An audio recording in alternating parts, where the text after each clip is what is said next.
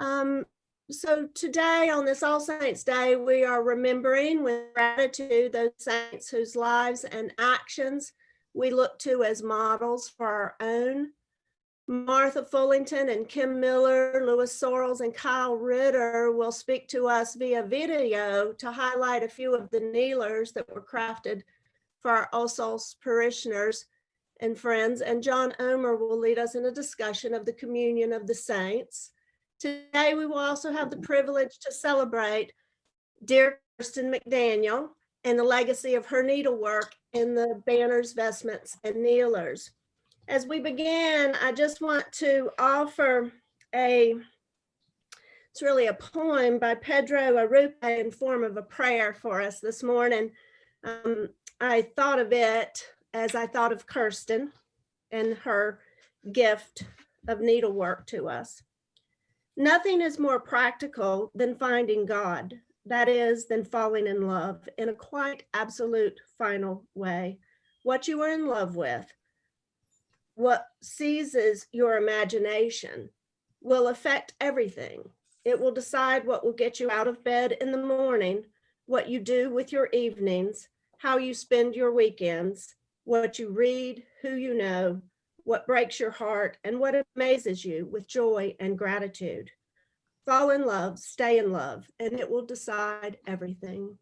And Kirsten has offered us this beautiful gift of love in all of her work, and so we want to thank her today. We're going to begin with John speaking to us of the theology of all souls and all saints. Thank you. Thank you for that. Thank you for that beautiful prayer.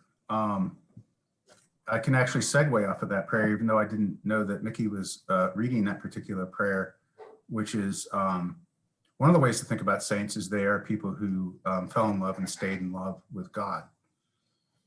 That's a pretty good way to, I think, segue from that beautiful prayer to the lives that saints live. I'll tell you, we tend to have this image or notion. A lot of our culture has an image or notion in our head of saints, unfortunately, as kind of perfect people whose sort of feet never touch the ground, soft-spoken, sort of, wouldn't harm a fly and would never raise their voice. And you hear expressions like, oh, that person is just such a saint. Or you hear other people say, well, look, I'm no saint, meaning, I have flaws or I lose my temper. Anybody who's read any of the lives of any of the saints would quickly know that the saints, by that definition, are no saints either. The saints were no saints by that corrupt misunderstanding or oversimplification of who saints were. There's a story many of you have maybe already heard about the kid who was trying to memorize the Apostles' Creed and said to the Sunday school teacher when it was the day to sort of recite it back by heart, when it got toward the end, she said, and we believe in the communion of, communion of sinners and the forgiveness of saints. The communion of sinners and the forgiveness of saints, reversing, of course, those two. And the Sunday school teacher, in her wisdom, said, never learn it any other way. It's not the communion of saints and the forgiveness of sinners. It is the communion of sinners and the forgiveness of saints. So that's kind of the first thing to think about who saints were. They were people who, again, that opening prayer, who fell in love with God and stayed in love with God, and God called them with all their flaws to do what God had given them to do. In the Protestant church, in the Episcopal, of which, of course, the Episcopal Church is part of, there's not a sort of formal procedure or checklist for who can be considered a saint, much like the way that the Roman Catholic Church kind of fell into. So the criteria for sainthood is not codified by Protestants the way that it had been, or it still is in some degree, in the Roman Catholic Church. As a matter of fact, a story that I may have told you before, I grew up going to a church called St. Christopher's Episcopal Church.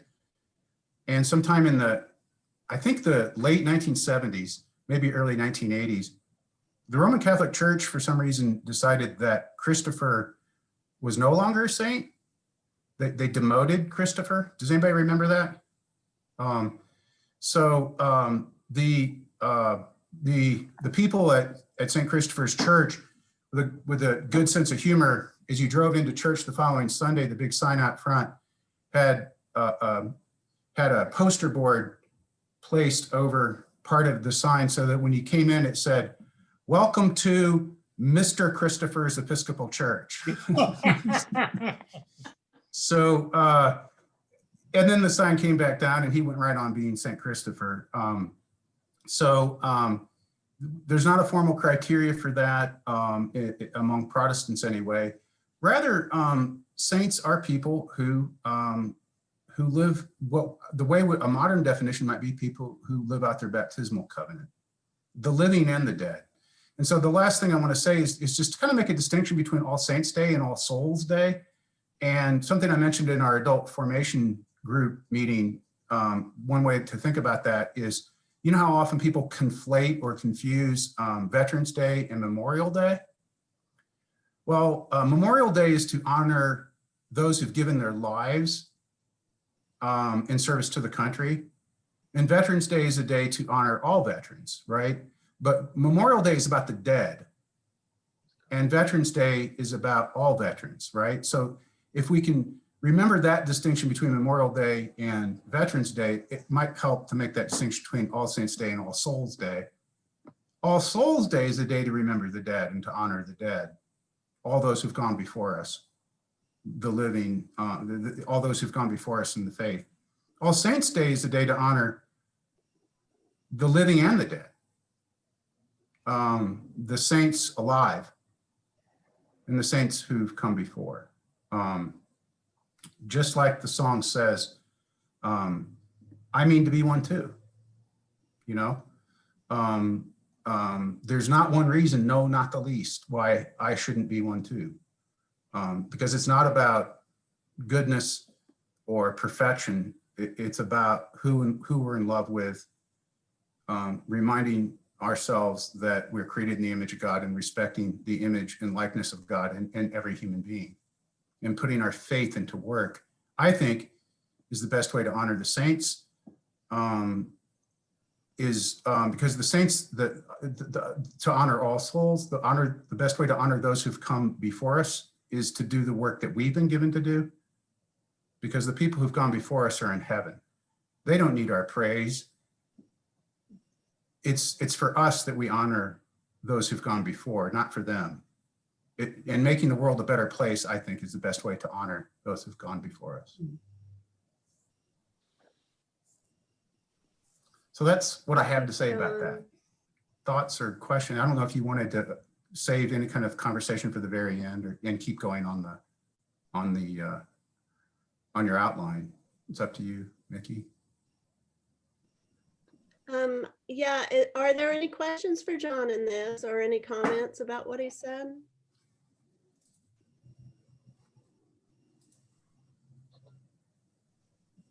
Charge on.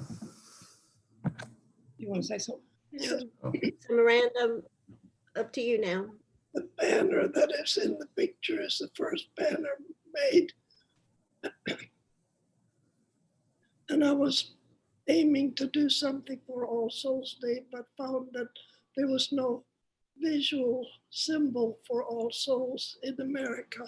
But in England there was. They celebrate All Souls. And it's a silver doves on a black background. And I thought for a patronal banner, a black banner would not be very effective. So I put it on a black cross that is the shape of the processional cross. And that's our patronal banner, All Souls. And that's all I have to say. Okay, thank you, Kirsten.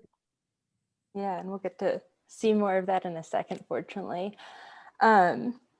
Yeah, so we're gonna get ready to transition into the video that celebrates not only Kirsten, but some of our other saints. And to be honest, Kirsten, I had heard your name before growing up in the church, but I don't remember meeting you as a kid. And so it's been really lovely to get to know Kirsten more through your work and through also all of the stories that so many people have and all of the love that has kind of in the conversations we've had around this poured out. And something that really jumped out for me in those conversations that we've been having as a formation committee, and one of the reasons I think that we wanted to take this day to celebrate All Souls, to celebrate All Saints, but to specifically lift up Kirsten's work is because of the ways that I saw in your work so much celebration of all of our saints. And so as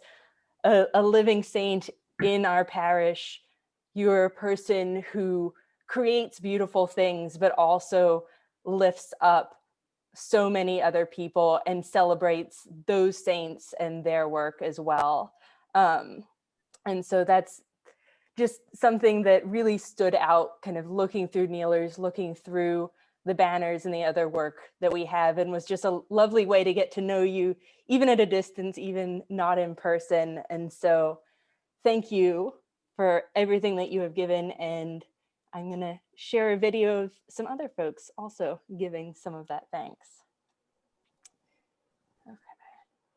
And I think I made the audio better this time, so y'all can yell at me if it isn't, but hopefully.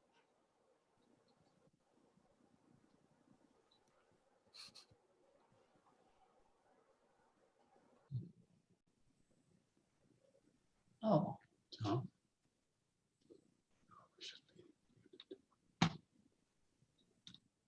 Good morning.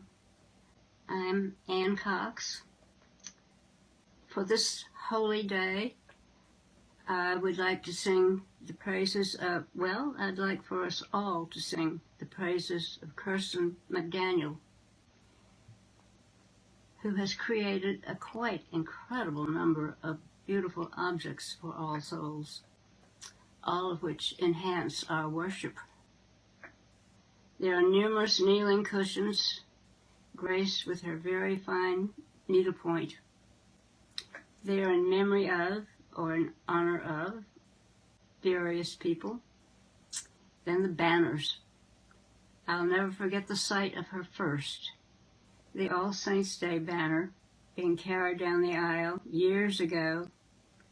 That dramatic black cross on a pale blue background gave me chills and tears. Many more followed, perhaps not as spine-tingling, but absolutely spectacular. The baptismal banner, with its endearing little lamb, once served as a pall on the coffin of a child who was a relation of one of our church families. As I understand it, Kirsten stitched these treasures on a big sewing machine.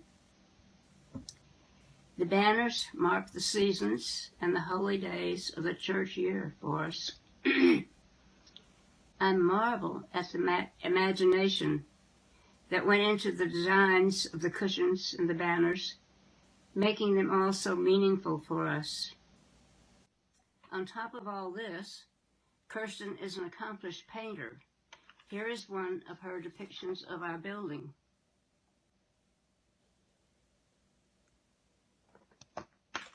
So many lovely things could only come from a lovely person.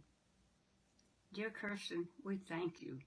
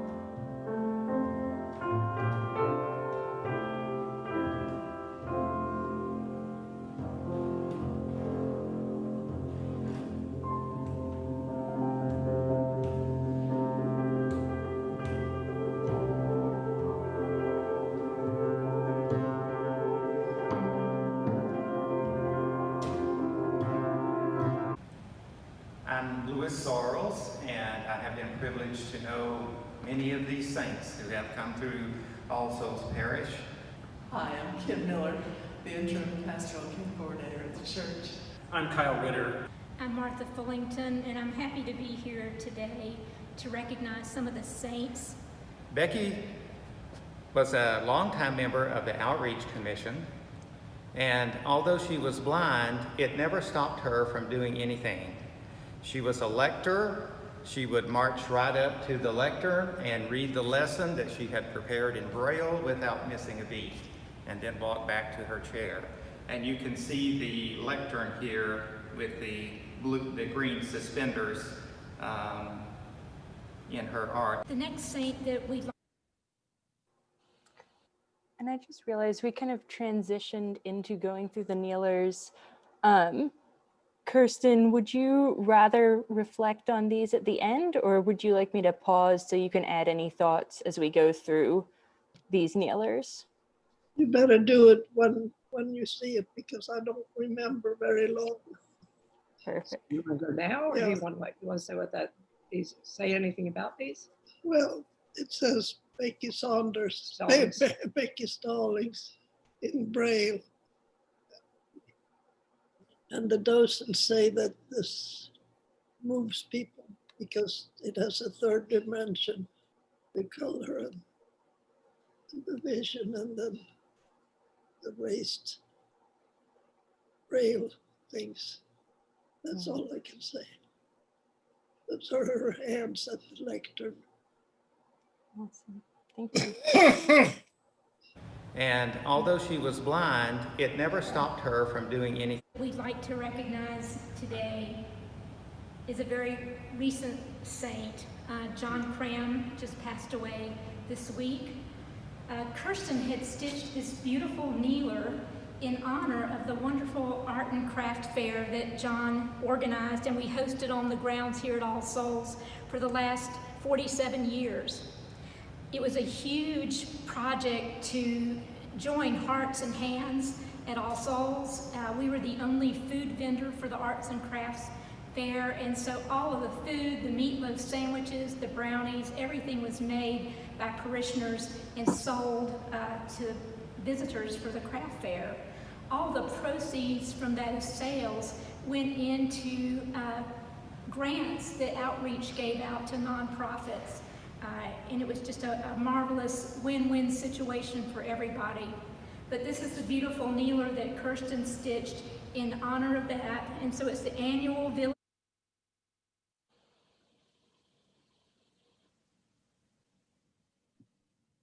Want to say anything about that? It's based on one of John's posters. He always had a poster every year. And I thought this was particularly suitable for a kneeler. Craft fair, and it also says Taste of Heaven, which was the name of the setup for our sales of our goodies. This kneeler, done by Kirsten as well, was made in honor of Carolyn Herman.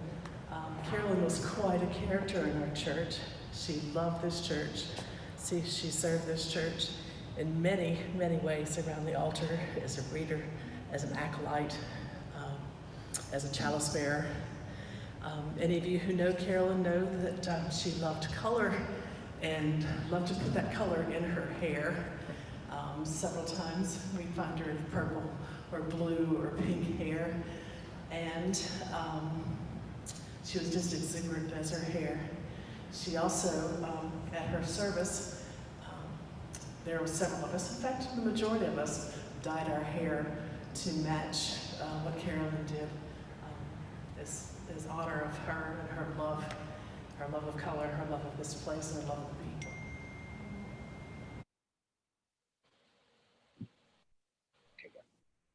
Somebody even got Todd to dye a part of his hair purple for the memorial service.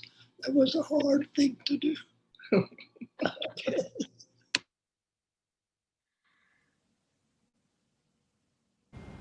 Dr. Oz Henry, longtime member of this parish, died this past year. And my best memory of Oz Henry is walking through the snows at vestry retreats at Valley Crucis with him. He did a lot of things for many parishioners, special help that he did behind the scenes. And so I think it's very fitting that his reads, much as you have done for the least of my brothers, you have done for me.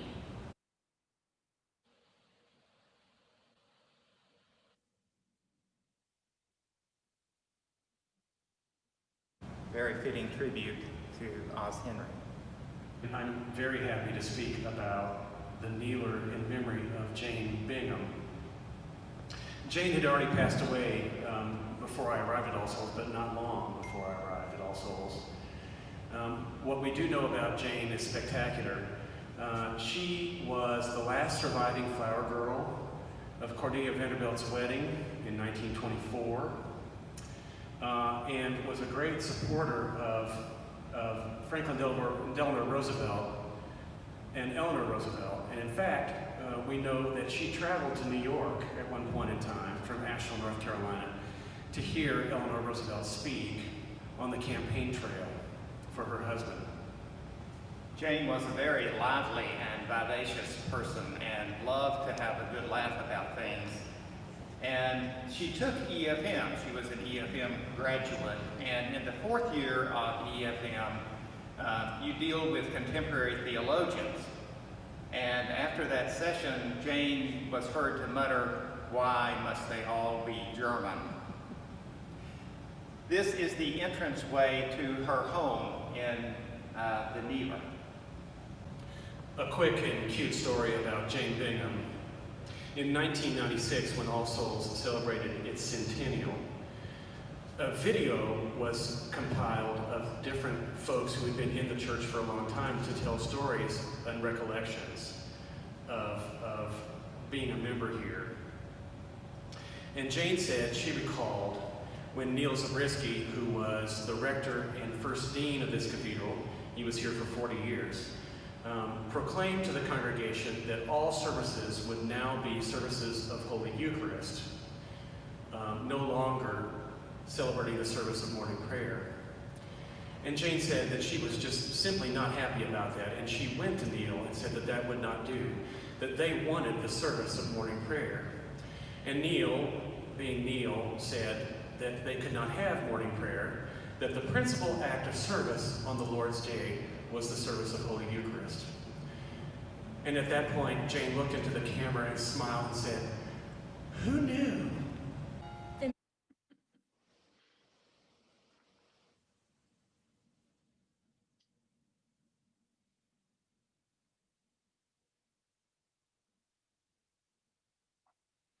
Okay, you want to say something about Jane? About Jane, yes. Okay, go. It celebrates her hospitality. She had great hospitality of people using her house for all kinds of festivities. And so in the hallway, the door is always open, and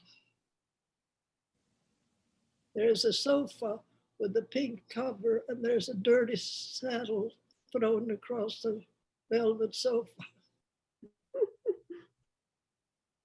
So that was all I had to say about Jane. Next All Souls saint that we'd like to talk about is Carrie Owen. And we all had something to add about Carrie, and so I'm going to start first and then we'll add some more. This beautiful kneeler in her memory was stitched by Ted All, and it's a scene coming out of the tunnel on the parkway going up to Mount Pisgah that you see in the picture. All of the wildflowers capture Carrie's love of flowers, and also her husband refurbished the garth where we have the ashes of our loved ones interred, and so now it blooms beautifully because of his contributions there. Carrie was on the search committee that brought us Todd Donatelli, a great contribution for all of us. She also was involved in so many philanthropic efforts from the hospital to women's issues and beyond. In addition to her beautiful kneeler in her memory, We also have a stained glass window given in her honor. The window depicts, in the tower, depicts Ruth, and that's the first woman window that we had added to All Souls, and that was a gift of her family. Carrie hailed from Huntington, West Virginia, and her brother, Gaston Caperton, went on to be the governor of West Virginia. Carrie grew up in the same neighborhood as Jim and Luann Litton, who were very important names in Episcopal church music. In fact, Jim was a great contributor to our hymnal 1982. Carrie was a great supporter of music and the arts at All Souls, and all of her children, in fact, went through the children's music program under Marilyn Kaiser in the early 70s. I'd like to relate to you another story that Ridgway Lynch told me. When he was a young boy, his father was the chief of staff at the Clarence Barker Memorial Hospital right here in Biltmore Village. And so usually he and his mother came to church together. And he always asked his mother to sit so that he could see a particular window. And the window that he liked to focus on every Sunday was this one in our west transept that shows King Solomon and Hiram in front of King Solomon's temple. And King Solomon has the architectural plans rolled out on his lap with the tools of an architect, with the compass and rule. And Ridgway said after staring at that window Sunday after Sunday, that that's truly what inspired him to want to become an engineer, and an incredible engineer he became.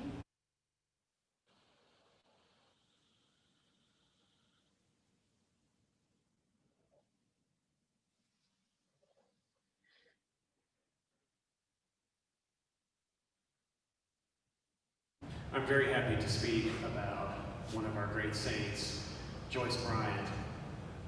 Joyce Bryant came to All Souls in Asheville, Western North Carolina in about 1972. She came to this area to teach flute and music history at Mars Hill College. She was an absolutely superb flute player. And in fact, her doctorate was from Florida State University. And while she was there, she was roommates with Fred Rogers' wife. Mr. Rogers' wife was a graduate student in piano performance, and they shared a living space there. This kneeler represents wind instruments in the shape of a cross. And Joyce brought she had wonderful flute choirs, gatherings of her flute students at Mars Hill that she would bring to All Souls to play. And of course, Joyce graced many of our services, particularly Christmas Eve, with some of the most brilliant flute playing you could ever possibly imagine. She was a musician of great integrity, and only played when she was truly prepared. She was a practiced giant. My memories of Joyce are also playing on the midnight service at Christmas Eve over so many Christmases. But Joyce also loved to travel, and she didn't do it by going on an approved cruise ship. She took a small berth on a freighter that stopped at all of the ports everywhere. It was the milk run, and that's how she traveled and saw the world.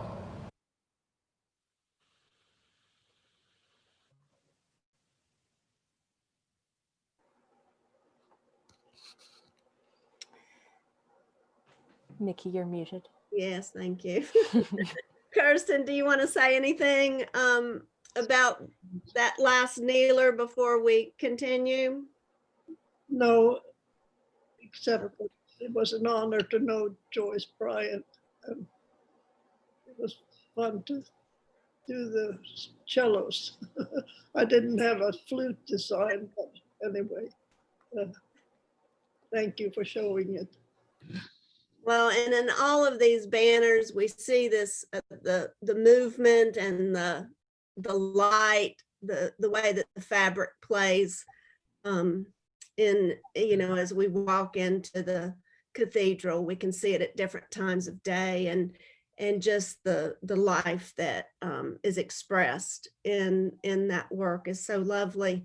Louis Sorrells has agreed to come in and help to facilitate a conversation with you, Kirsten. So Louis, can you come in? Good morning, Good morning. Kirsten and Gilda. It's so great to see you all this morning and so wonderful to have you with us. I suspect, Kirsten, that you have been an artist all your life, but was there a point at which you decided to focus your attention on these liturgical pieces and devote yourself to that work? No, it just so happened we were asked to do some banners for the church by the rector, or assistant rector actually. And so we were supposed to do 7 banners, 7 seasons. And so a group of women were gathered around to one of the 7 would be an artist and one would be a stitcher. And I said, I can't work that way. I'll have to do my own. So I'll do one that is different from the 7 seasons. I'll do an All Souls banner. And when All Souls came around, All Saints came around, I had a banner done. And then the next one was Epiphany. And the person who was supposed to do it said, would you do it for me? And then somebody else said, would you do mine? Would you do mine? So I ended up doing a whole bunch of banners. And then the word got out, I guess, because I've done work for churches all over the place. That never advertised, they've just come to me. And I enjoy it. I love my work and I miss it now. Yeah. That's about all I can say. And just to chime in for both you and Louis, if there are any images that were in that video that you want me to bring up again as you talk, just let me know. Okay. Thank you. You did a beautiful job with the video. Thank you so much. Really nice. Could I make a comment here? There was music playing in the background when we were looking at those beautiful hangings, and the music was from a song called How Can I Keep From Singing? And let me read one verse of that. Through all the tumult and the strife, I hear its music singing. It sounds an echo in my soul. How can I keep from singing? Now we could change one word in that for Kirsten and make it, how can I keep from sewing? Been hard. All right. That's a good one. I want to have a copy of that. I want to tell a story about how the kneelers came about. The women had finished the altar rail kneelers, and that was an orderly pursuit. But anyway, it was a meeting in the early 70s or late 80s, something like that. Early 70s. About what we should do with Women of All Souls, the organization Women of All Souls, because it was hard to get anybody to be a leader because they were all old, and it was at a time when there was a gender war. What do I want to say? Well, women were going to work rather than joining women's groups more. So it was decided that we had outlived the Women of All Souls organization, not the women, but the organization. And so Neil said, let's just ban the organization. And it was a very depressed group. And we just came together to really separate. And so I came up with, in the spur of the moment, let's make kneelers. And they said, oh yes, let's do. So the kneelers came about, not because we needed kneelers for the church, but we needed the women to be needed. And this is how they were needed. And we have never asked for a penny from anybody about those kneelers. It's always been gifts. And we have given people freedom pretty much to do it as they please. We haven't, they said, what's proper? Anything is proper. So. Yeah, and there's some male stitchers too. Oh yeah, there are a few. Yeah. Primarily Ted All, who does a beautiful job. And is that still ongoing? Who would you say is still doing kneelers? People do get moved at the time of death, maybe, or at the time of remembering a wedding. It's whatever strikes them as meaningful, and they see another kneeler and they said, oh, I need one for my mother here. And so it's free for all. Right, but there are some projects going on now. I've heard of quite a few recently that were sort of in the works. So there'll be more coming, hopefully. We don't have any particular aims, just whatever needs to be will be. I know the last two were made by Cheryl Glenn, so yeah, you have some current saints in the congregation as well. I also wanted to say I hated that we had to limit the number of kneelers that we showed during the presentation. If you take the time to walk through the church, there are 120 plus. Yeah, I was going to say 130 by our parishioners. So take the time to go through and just honor and love them. But the first ones were done in the either late 80s or early 90s. So they've been around and they are lasting pretty well. We are hoping and wishing that people would keep their dirty shoes off them. But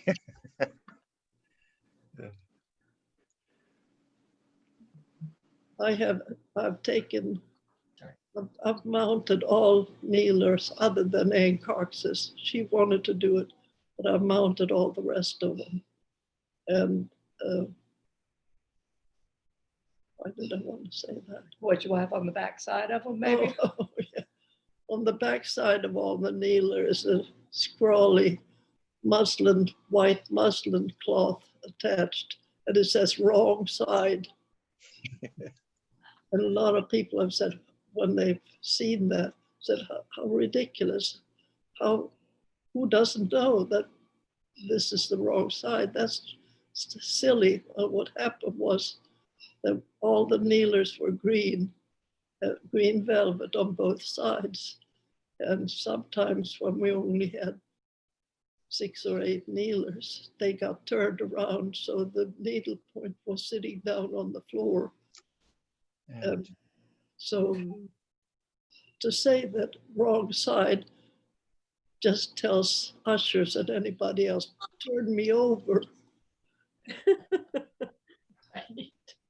And so we know what's the wrong side, but we don't know if they're all green.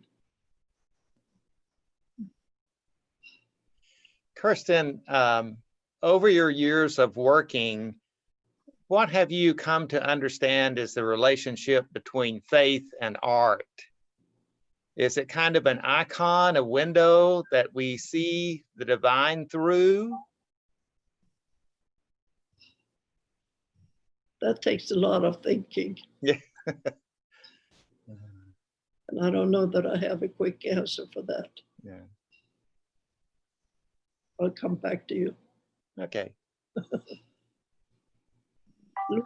Lewis made the green banner with a gold cross.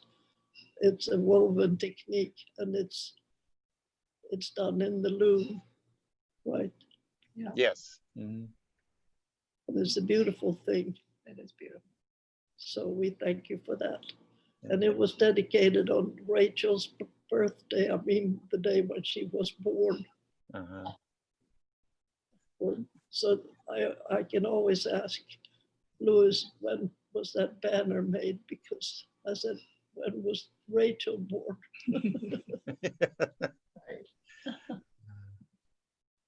Kirsten, it's Kyle. Yes. You did graduate work at UNCA with Yes. Tucker, didn't you? Would you say that there was a difference between your work before your master's degree and after? I didn't have a master's. It was a BFA. BFA. A BFA. Yeah. Not, it was a development, but it wasn't drastic. Maybe I worked with light more than I had before. I think light is very important, and in art, it's a must. You worked in a lot of different medium though. Oh, in yeah. school that Oh, you yeah. didn't do before. Right. Because it was primarily textiles before that. And then Yeah. after that, you started painting and doing all sorts of things. Right. Well, that's true. You loved working with Tucker, as I recall. Oh, yeah. Well, Tucker was great, or is great.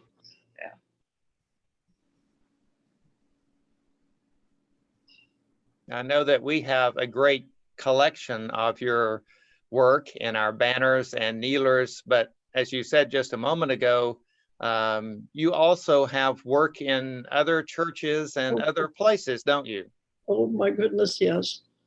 I have worked with the church in Nantucket, Squassett Union Chapel. They have 180 kneelers, little cushions like ours, and I mounted all of them.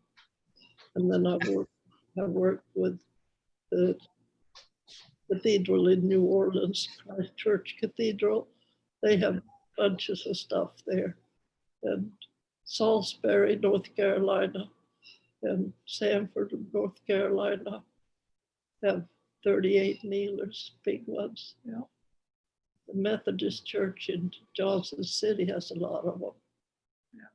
Yeah, they're all over the place. The Virginia Seminary? Yeah, the one I was on the floor is the frontal for Virginia Seminary. Yeah, and I did some work for them before they were, what were they, initiating? Consecrating a new church? Consecrating the new church. It was built after the fire that destroyed it. Yeah. You probably have work in over 100 churches outside of All Souls, don't you? Yeah. Little ones. Yeah. So banners and vestments for lots of different people. Yeah. We had a question in the chat about where you get your inspirations. From church, from sermons, from hymnals, from hymns, and from nature, from seeing beautiful landscape, just from life. You have a great love for to, symbolism too. You studied symbolism a lot and putting pieces together. Yes, I do. I did, because I didn't know anything about it, and very few people know much about Christian symbols. They know crosses, and that's about it. And there's Kirsten, much beyond. Kirsten, it's Kim again. In some of your more recent quilted banners, I love noticing that there's always at least one piece that doesn't quite fit. Todd got a kick out of that because he had told the story of those little surprises to the children. And he said little children always had come up to him after church and want to find the dot. What is it you call that though? Don't you call it a devil? Yeah, the devil spot. The devil. No, it's an art trick if you have a all green area You might put a little red dot just to make the green greener. And yes. That's beautiful. There's also a tradition of making a mistake on purpose to kind of show that God is the only perfect one, right? But most of us don't have to intentionally make that mistake. I made anything perfect. Every piece I send out could have an improvement, but you just have to say, this is it. I'm finished.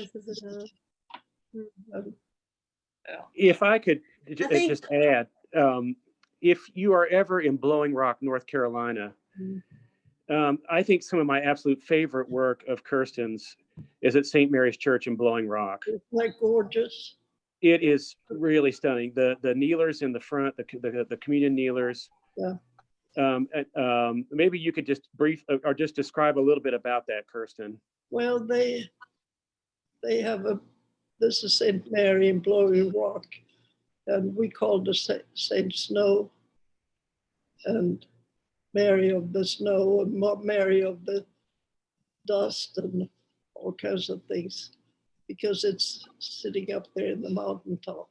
Well, they wanted new kneelers. They had old maroon ones with gold crosses, boring stuff, and they wanted something to relate to the painting that's behind, which is, I kept thinking of the painter's name disappears, but they had Madonna and Child over the altar. And so I met with them about what to do design-wise, and we decided that wildflowers of the region was be it. So I worked really hard on getting those flowers out in nature. So there are 6 kneelers, I believe, and they wanted to be sure that they could be moved around as they got worn. And so at every junction, you could match them up. So they don't have to be in a particular order. They work anyway. They work anyway and tie together. And so the rector at the time was Lawler. I can't think of his. Rick Lawler. Rick Lawler. And he's when they were dedicated, there was a luncheon, and he said he was so glad because he's going to get a home cooked meal now for the first time in 3 years. His wife had been working on the meal. Kyle, do you remember who painted the painting she's talking about? No, I don't. I've seen that painting many times, but I don't know who painted it. Yeah. Well, he was from New Orleans, I think, but he lived in the summertime up in the mountains. Yeah. And he gave them the Madonna and Child. Yeah. It's a beautiful church. Yes. Yeah.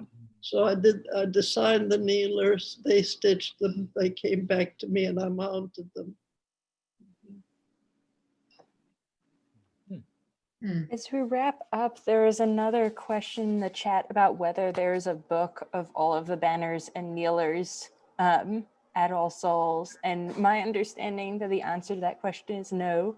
But there were some clips that in the video of scans of, I imagine, is this your notebook, Kirsten? That there were those, it's got notes on all of the kneelers. Yeah.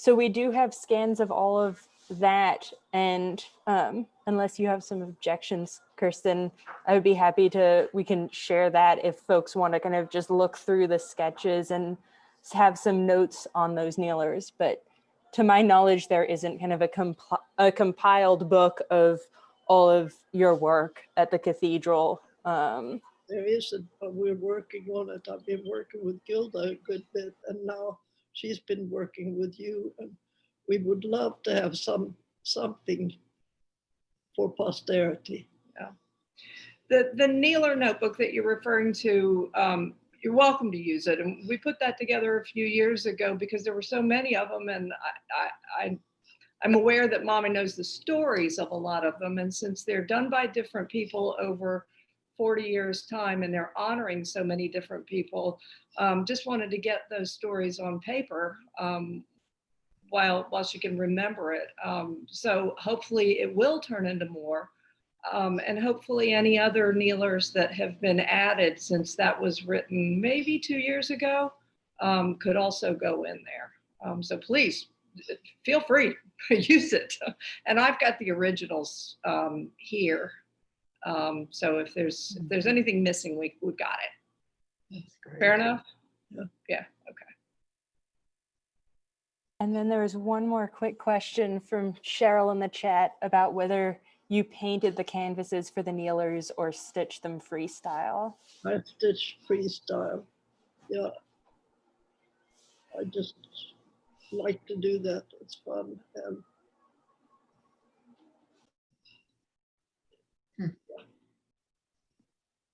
Well, we thank you so much, Kirsten, for the hours and hours and hours that you have worked to our joy and benefit.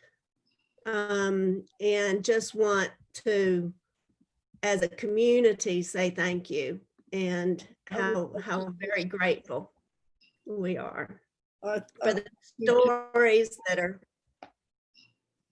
I thank you for this opportunity. I think it was very, very sweet of everybody to get it together. But I want to say one more thing, and that is about my, if I may, about my technique with all the little pieces of fabric. Yes. I was requested to do a blue banner for a church, and I had pulled down from shelves a multitude of blue colors of fabric that I had. I have lots of fabric, and I couldn't find a blue. It wasn't good. It wasn't good. It wasn't good. And so finally I just gave up in disgust. And when I came down, I left everything I had pulled off the shelves in a heap on the work table as I left in disgust. When I came the next morning, I said, gosh, that's beautiful. I'll use all of them. And so that's how I came into this technique, which is really a painting technique. Yeah. There's so much life in that, so much movement in it. It really does lend itself well to liturgical art. Color is the most important thing to me. Okay, I've said it. Well, again, thank you. Thank you so much. And do we have any other questions maybe that we want to ask Kirsten before we end? May I suggest that if you have more questions for Kirsten, that you send them to me or Abby, and then we can compile that into something that y'all can work on in your time. And maybe if everyone wants to just come off of mute for a few seconds, and we can have some chaos of thanks for Kirsten and all of her energies for our church. Yay, Kirsten, we Awesome. love Yay, you. Thank you. I love that chaos of thanks. That's great. Thank you all so much for honoring Mommy this way. It means a great deal. Thank you. Absolutely. We are so happy to do so. And we will ask John to please close us in prayer. Thank you. It'll be a prayer of thanksgiving, not only for Kirsten, but for this team, Miranda and Mickey and Kim and Kyle and gosh, everybody, Martha and Lewis, what you have put together. I'm mindful of the question sometimes churches need to ask themselves is, what kinds of decisions are we making right now for which people will be grateful 10 or 15 years from now? And I suspect that this recording will be one of the things that people 10 or 15 years from now will be grateful, because we've captured not just the history, the architecture, the passion, but we've captured something about the ethos and the spirit of All Souls Cathedral. And and I'm so moved by it. Kyle was saying that he got choked up at one point. I did too, tears in my eyes, just seeing your smiles, seeing the connections. We are limited by COVID, but this kind of thing builds community and pays it forward. All the love, all the care, all the affection. Thanks be to God. Thanks be to God. Thanks be to God. Amen. Thank you. Amen. Amen. Thank you. Thank you. Thank you. Thank you, Hilda. Thank you, Kirsten. Thank you. Please